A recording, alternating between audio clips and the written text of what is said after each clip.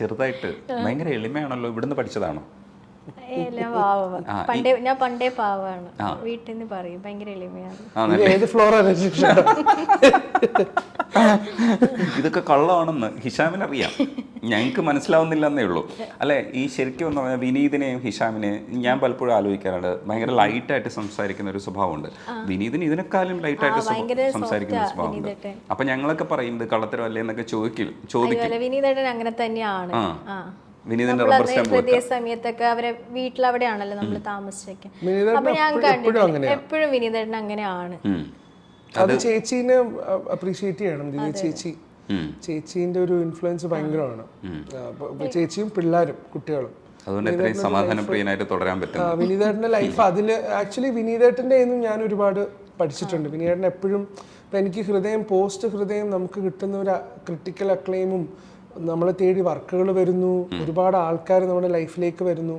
നമ്മൾ മനുഷ്യരാണല്ലോ, state award വരുന്നു, critics award വരുന്നു, അങ്ങനെ എന്തെല്ലാം ഭാഗ്യങ്ങളൊന്നുമല്ലേ. നമ്മളും ഇംപെർഫെക്റ്റ്ലി പെർഫെക്റ്റ് ഹ്യൂമൻസ് ആണ്. നമ്മളും ഒട്ടും പെർഫെക്റ്റ് ആയിട്ടുള്ള ആൾക്കാരുണ്ടല്ലോ, വികാരങ്ങളുള്ള മനുഷ്യരാണ്. അപ്പം ആ സമയത്ത് എപ്പോഴും വിനീതേട്ടൻ പറയും, പക്ഷേ ഏറ്റവും ഇമ്പോർട്ടൻ്റ് ആയിട്ട് ശ്രദ്ധിക്കേണ്ട ഫാമിലിയാണ്. കാരണം ഒരു താളം ചെറുതായിട്ടൊന്ന് തെറ്റിക്കഴിഞ്ഞു കഴിഞ്ഞാൽ പിന്നെ നമുക്ക് സമാധാനം എന്ന് പറഞ്ഞൊരു കാര്യം, അതാണ് ഏറ്റവും ഇമ്പോർട്ടൻ്റ്. പക്ഷെ അത് എനിക്ക് തോന്നുന്നു ലേറ്റ്ലി ഇപ്പോഴും അത് ഞാൻ റിയലൈസ് ചെയ്യാറ്. ഇപ്പം ഞാൻ 2 ദിവസം മുമ്പ് ഉറങ്ങുന്ന സമയത്ത് നമുക്ക് സമാധാനമായിട്ട് ഉറങ്ങാൻ പറ്റണം. എനിക്ക് തോന്നുന്നു അതാണ് യഥാർത്ഥ സക്സസ്. നമ്മൾ എത്ര സിനിമ ചെയ്യുന്നുണ്ടോ, പാട്ടുകൾ ഹിറ്റാവുന്നുണ്ടോ, എത്ര പൈസയുണ്ടോ, അതൊന്നും ഒരു കാര്യമില്ല. നമ്മൾ രാത്രി ഉറങ്ങുന്ന സമയത്ത് നമുക്ക് ഏറ്റവും ഇഷ്ടമുള്ള ആളെ കൂടെ നമുക്ക് സമാധാനമായിട്ട് ഉറങ്ങി രാവിലെ എണീക്കുമ്പം സമാധാനത്തോടെ എണീക്കാൻ പറ്റിയാൽ അതിൻ്റെ അപ്പുറത്തേക്ക് വേറൊരു സക്സസ് ഇല്ലാന്ന് എനിക്ക് തോന്നുന്നു. അത് എനിക്ക് തോന്നുന്നു ഞാൻ വിനീതേട്ടൻ്റെ അത് പഠിച്ചിട്ടുള്ളൂ. അതെനിക്ക് എവിടെയും പറയാൻ പറ്റും. ഈ പണ്ട് കാറിൽ ഉറങ്ങിയ 1-2 ദിവസങ്ങളുണ്ട് ഇവിടെ ഒന്ന് ക്രൈസിസിന്റെ ടൈമിൽ. 2 അവസ്ഥകൾ തമ്മിൽ എന്താ വ്യത്യാസമുള്ളതെന്നാ? മ്യൂസിക്കലി അപ്ഗ്രേഡ് ചെയ്യണമെങ്കിൽ എനിക്ക് ചെയ്യാം. എനിക്കിപ്പോൾ ഒരു പ്രോജക്റ്റ് ചെയ്യണം, അല്ലെങ്കിൽ എനിക്കിപ്പോൾ ഒരു പ്രോജക്റ്റിൻ്റെ ഭാഗമാകണം, എനിക്കിപ്പോൾ ഒരു ഇൻഡിപെൻഡൻറ്റ് മ്യൂസിക് ആൽബം ചെയ്യണം, എനിക്കൊരു ഡയറക്ടറിനെ വിളിക്കണം, അപ്രോച്ച് ചെയ്യണമെങ്കിൽ എൻ്റെ കയ്യിൽ ഇത്രയും മെറ്റീരിയൽസ് ഉണ്ട്, ഞാൻ ചെയ്തത് ഇത്രയേ ഉള്ളൂ വ്യത്യാസം. പിന്നെ എനിക്ക് കുറച്ച് വർക്ക് ചെയ്ത ഒരു എക്സ്പീരിയൻസ് ഉണ്ടാവും, ഇത്രയും സിനിമകൾ ചെയ്തു, ഈ ടീമിനെ ഹാൻഡിൽ ചെയ്യാനുള്ള ഒരു എക്സ്പീരിയൻസ് ഉണ്ടാവും, ദാറ്റ്സ് ഓൾ. പക്ഷേ ഉള്ളിൽ നിന്നുള്ള കഴിവ് അത് ദൈവത്തിൻ്റെ ഭാഗത്ത് നിന്ന് വരുന്നതാണ്. അത് ദൈവത്തിൽ നിന്ന് വരുന്ന ഒരു കഴിവാണ്. നമ്മൾ എങ്ങനെ കമ്പോസ് ചെയ്യണം, ട്യൂൺ വരുന്നത്, അതൊക്കെ മേളിൽ നിന്ന് വരുന്ന ഒരു കഴിവാണെന്നാണ് വിശ്വസിക്കുന്നത്. ഈ എന്തെങ്കിലും മെഷീനൊക്കെ വാങ്ങിക്കാൻ ഈ മാനേജർ പൈസ തരുമോ? ഇപ്പം ഏകദേശം ആദ്യം ആക്ച്വലി ഐഷുവിന് മനസ്സിലായിരുന്നില്ല. കാരണം അവളുടെ ഒരു വിസിനിറ്റിയിലുള്ളതല്ലേ ഈ കീബോർഡ്സും സിന്തസൈസേഴ്സും ഒക്കെ. എന്നാലും പറയൂട്ടോ ഇന്ന സാധനം വാങ്ങണം. അപ്പൊ ഞാൻ ചോദിക്കും ഇത്രയും പൈസ കൊടുത്ത് വാങ്ങണോ, അത് ആവശ്യമുള്ളതാണോ? അത് ഇപ്പോഴും ചോദിക്കട്ടെ, അത് ആവശ്യമുള്ളതാണോ അല്ലെങ്കിൽ വെറുതെ ഒരു അങ്ങനെ വാങ്ങുന്നതാണോ എന്ന് ചോദിച്ചിട്ടൊക്കെ വാങ്ങിക്കൊടുക്കുള്ളൂ. ചിലതൊക്കെ വാങ്ങിക്കാറില്ല. അതിപ്പോ അല്ല പിന്നെ വാങ്ങാം. പിന്നെ ഇപ്പൊ സ്ഥലമില്ല. ഗെയിം കളി കൂടുതലാണോ? ഗെയിം കളിക്കൂട്ടോ. ചില സമയത്ത് ഇരുന്ന് കഴിഞ്ഞാൽ ഇപ്പൊ VR-ന്റെ സാധനം വാങ്ങിച്ചിട്ട് ഞാൻ എനിക്ക് വെച്ചിട്ട് ഭയങ്കര തലവേദന എടുത്തു. ഞാൻ പറഞ്ഞു അത് കണ്ണിനൊക്കെ കേടാണ്, അങ്ങനെയൊക്കെ ഞാൻ പറയും. ഇപ്പൊ സമയം കിട്ടില്ല, എന്നാലും കഴിഞ്ഞ ദിവസമൊക്കെ ഏതൊക്കെയോ ദിവസം അത് കിട്ടിയ സമയത്തൊക്കെ കുറെ മണിക്കൂർ അതിൽ തന്നെ ഉണ്ടായിരുന്നു. അപ്പൊ അത് കിട്ടിയോണ്ട് ഇപ്പൊ ഗെയിം കുറച്ചായിട്ട് നോക്കിയിട്ടില്ല. ഇപ്പൊ ഈ കഴിഞ്ഞ കുറെ ദിവസമായിട്ട് വർക്ക് ഉള്ളത് കൊണ്ട് സമയം എപ്പോഴും ആഗ്രഹമുണ്ട്. ഓണാക്കിയിട്ട് അപ്ഡേറ്റ് ചെയ്തോണ്ടിരിക്കുന്നുണ്ട്. ഗെയിം കളിക്കാൻ അപ്ഡേറ്റ് ചെയ്ത് വെക്കുന്നുണ്ട്. ഗെയിം കളി ഇപ്പൊ ഈ റീസെന്റ് 1-2 നല്ല പുതിയ ഗെയിംസ് ഒക്കെ റിലീസായി.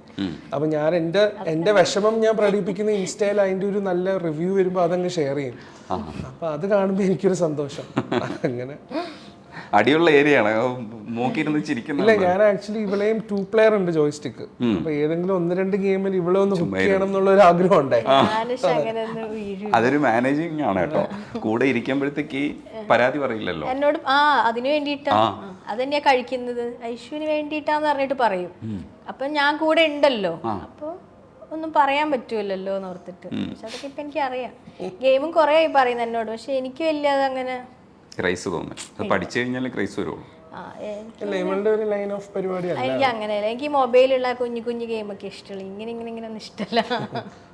നമ്മൾ സൗദിയിലൊക്കെ ആയിരുന്നുകൊണ്ട് പ്ലേ സ്റ്റേഷൻ ഗെയിമിംഗ് ഭയങ്കര ചെറുപ്പത്തിലേ അത് കളിച്ച് വളർന്നിട്ടുള്ളതാണ്. അപ്പൊ അത് എപ്പോഴും എനിക്ക് തോന്നുന്നു. ഇപ്പൊ ഈ അടുത്തൊരു ഞാൻ ആർട്ടിക്കിൾ വായിച്ചു, why do men still play video games. We feel young.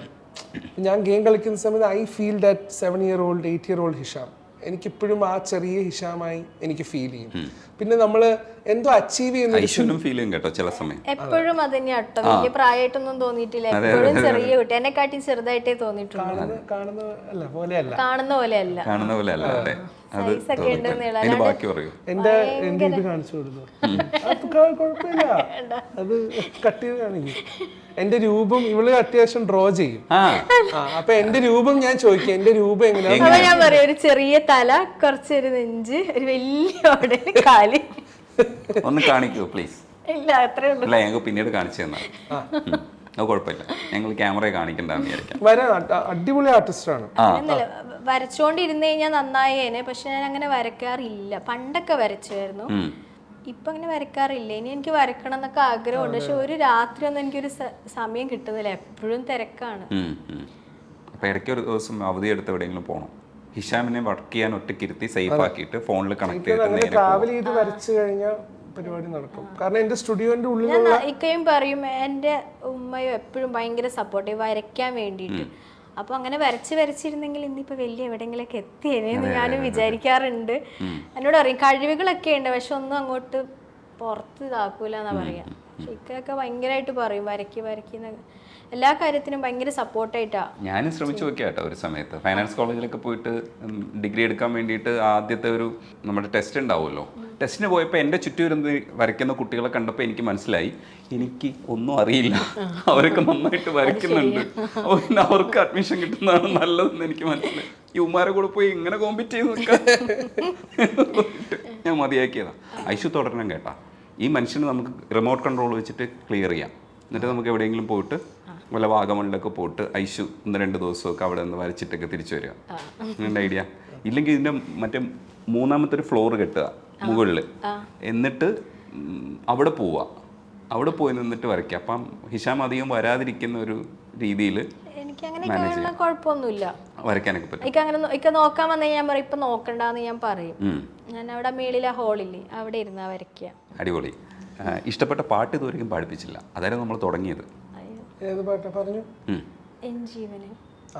തിരയറിയില്ല കരയറിയില്ല അലകടലിൻ്റെ നൊമ്പരങ്ങൾ, മഴയറിയില്ല വെയിലറിയില്ല അലയുന്ന കാറ്റിൻ അലമുറകൾ, വിരഹത്തിൻ കണ്ണീർ കടലിൽ താഴും മുൻപേ, കഥനത്തിൻ കനലിൽ വീഴും മുൻപേ, നീ ഏകാന്തമെൻ നിമിഷങ്ങളെ തഴുകാൻ വരില്ലേ വീണ്ടും എൻ ജീവനെ, എങ്ങാണു നീ ഇനി